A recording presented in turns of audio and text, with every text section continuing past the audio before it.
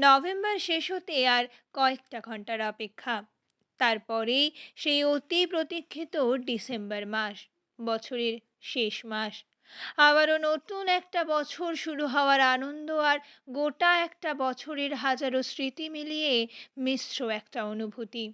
যেই ডিসেম্বরের শহর থেকে যায় অপেক্ষায়, যেই ডিসেম্বরের শহরে ভালোবাসা যেন পোর্সেলিন। আজকাল বছরগুলো উল্কার গতিতে ফুরিয়ে যায়, আর তার মাঝেই কত মানুষ আসে, আবার চলেও যায়।